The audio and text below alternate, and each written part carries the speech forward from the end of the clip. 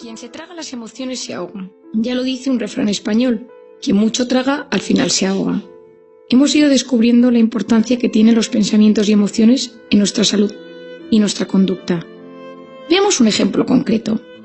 Si alguien te dice, por ejemplo, vas horriblemente vestida, puedes reaccionar de diferentes maneras. La primera es que tú digas, pues tú sí que eres horrible. La segunda es que te lo tragues por dentro y te quedes dándole vueltas por la tarde o por la noche, un poco angustiado por ese ataque que has recibido. La tercera es ignorarlo, como si no lo hubieras escuchado. Y la cuarta es responder algo tipo, pues a mí me gusta, siempre he tenido gustos originales y distintos. Cada respuesta tiene un impacto diferente en el cuerpo, en cada célula y en la mente. En el primer caso, cuando uno responde de forma impulsiva, directa o un poco agresiva, quizá parece que el organismo se altera, pero acabó perdiendo amigos y rompiendo dificultando las relaciones personales. La segunda y la tercera, donde bloqueo, me enferman. Estoy silenciando y bloqueando emociones negativas y eso tiene repercusión sobre mi salud física y psicológica. La última respuesta es la más sana. No siempre es posible actuar y responder de la mejor manera posible. A veces la propia personalidad o las circunstancias nos hacen actuar de la forma inesperada o inadecuada y solo somos conscientes de ello tiempo después. Muchos han vivido en una sociedad que les ha incitado a bloquear o anular las emociones. Esto se debe a que parece que sentir o emocionarse es un signo de debilidad o de falta de fortaleza. Incluso en ocasiones parece que resulta inadecuado y poco apropiado expresar lo que uno siente, sobre todo si tiene un componente emotivo. Los que nos dedicamos al mundo de la mente y de las emociones sabemos que reprimir una emoción equivale a no aceptarla. Se quedan encajadas y enquistadas en el subconsciente. Lo lógico es que afloren de una u otra manera en nuestra vida, perturbando entonces profundamente nuestro equilibrio. Esto sucede muchas veces en las relaciones de las mujeres con sus madres o durante su infancia, que se quedan embarazadas y van a tener un bebé. Los embarazos, los partos y los pospartos son momentos de enorme vulnerabilidad a emociones reprimidas. Si uno guarda lo que siente por miedo a lo que piensen los demás, por temor a caer en ridículo o por incapacidad para expresarlo, eso termina causando un daño. Las emociones se acumulan y nos perjudican. Son como sombras que perturban nuestro cuerpo y nuestra mente. Aprende a expresar tus emociones. Cuando uno no es capaz de hacerlo, a veces espera que sea la otra persona la que se dé cuenta del daño cometido. La realidad es que la mayoría de las veces los que juzgan, critican o hieren no lo hacen con maldad. Incluso ignoran el daño que causan a otros. Existen personas que disfrutan ofendiendo y agraviando a otros, pero son los menos. En estos casos hablamos, por ejemplo, de personas con trastornos de personalidad severos. Por otro lado, existen personas con alta sensibilidad y vulnerabilidad a los comentarios y actos de otros. Poseen una piel psicológica excesivamente fina y hay que tratarlas con esmero porque a la mínima se sienten ofendidos. Si no expresamos cómo nos sentimos, existe una gran probabilidad de que la persona que tengamos enfrente no sea consciente del daño que nos causa. Las mujeres en general somos más sensibles que los hombres y al darle a todo más vueltas sufrimos más, con el agravante de que en muchos casos nuestras parejas, por falta de tiempo, atención o aptitud o todas ellas unidas, no saben leer los sutiles signos externos con los que a veces intentamos comunicarnos. Los hombres suelen ser menos emotivos y más prácticos. Es cierto que toda etiqueta es un reduccionismo, pero suele suceder así. ¿Y qué pasa entonces con esas emociones reprimidas? Vuelven por la puerta de atrás en algún momento en forma de enfermedades físicas o psicológicas. Consideramos personas neuróticas aquellas que al no haber sido capaces de manejar sus emociones de forma sana, se quedan enquistadas en el pasado. Se machacan por eventos, pensamientos, sentimientos no superados o mal digeridos y eso transforma su carácter en algo enfermizo y desgastante. Mucha gente no entiende que llorar es algo muy positivo en algunas circunstancias. Es decir, nosotros somos la única especie que lloramos por motivos emocionales.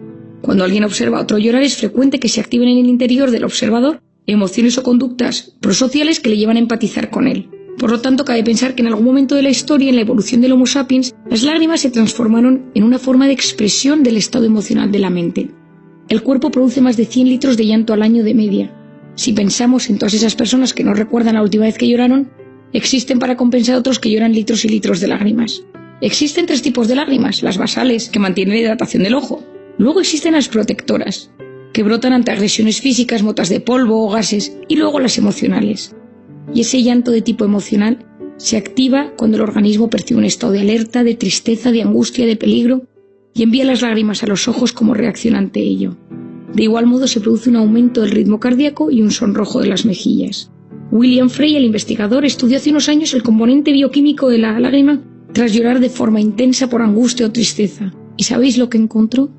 Niveles elevados de cortisol.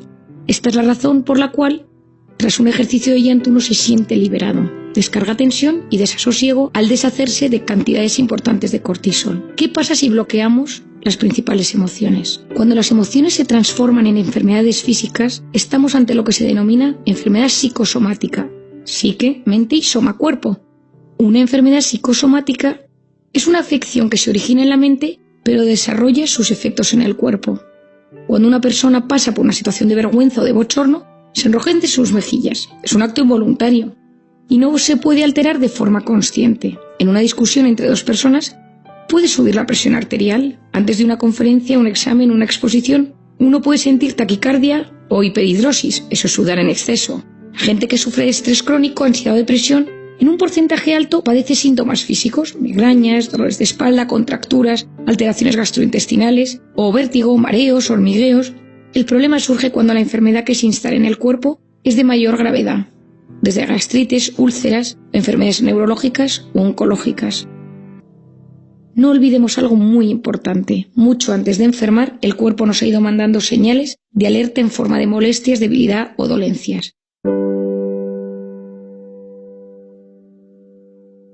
La enfermedad en estos casos es un mensaje que nos envía al cuerpo que no cesa de comunicarse con nosotros ansiando lograr el equilibrio y la paz. Al vivir en la era de la velocidad y de las prisas, donde todo se desarrolla a un ritmo tan intenso, no conectamos con nuestro interior y no sabemos o no podemos dar voz a esos síntomas que nos están alertando de que algo no funciona.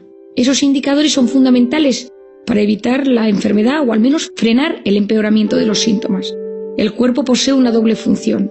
Por un lado, escucha todo lo que dice nuestra mente y por otro lado nos habla a través de dolores, molestias, inquietudes o trastornos. Yo suelo decir que la ansiedad es la fiebre de la mente y del alma y que nos avisa de que el entorno es hostil o que estamos sometiendo al organismo a un exceso de actividades, emociones o situaciones con las que no puede lidiar. Por lo tanto, esos procesos de molestias o dolores, cada uno conoce los suyos, nos piden a gritos que tomemos conciencia de lo que nos está perjudicando, de lo que está suponiendo una amenaza o de algo que resulta un exceso para el cuerpo y para la mente. Por tanto, ignorar las señales es el primer paso hacia la debilidad y el desequilibrio en nuestra salud. Quiero darte, para terminar, unas pautas sencillas para gestionar de forma correcta tus emociones.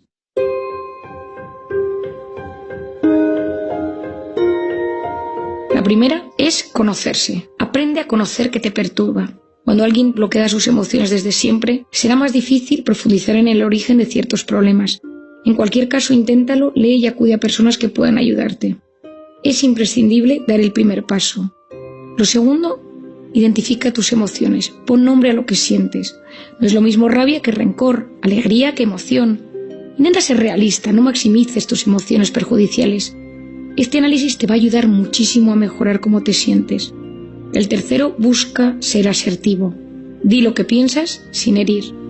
No silencies todas tus emociones, habla con alguien que te genere confianza. Aprende a expresarte, pero cuidado al hacerlo con abrir puertas que no seas capaz de cerrar. Ve poco a poco. El desahogo tiene que permitir recuperar la paz y el equilibrio interior. Cuarto, no tengas miedo a convertirte en tu mejor versión. Aprende a sacar lo más valioso de tu interior. El que anula sus emociones acaba siendo una versión empeorada de sí mismo. Una versión descafeinada, sin capacidad para ilusionarse por nada. 5. Pon límites al efecto que los demás ejercen sobre ti. Aprende a identificar a la gente que te sube el cortisol, que tiene la capacidad de perturbarte profundamente en cualquier momento. No es posible que todo el mundo te altere, y debes intentar mantener a los que lo hagan, pero también conocerte bien para saber que a veces son personas que te sacan de tu zona de confort o que quizá eres excesivamente sensible. Ser capaz de mejorar el manejo de nuestros pensamientos y la gestión de nuestras emociones tiene un enorme potencial para controlar el nivel de inflamación del cuerpo y nuestro estado de ánimo.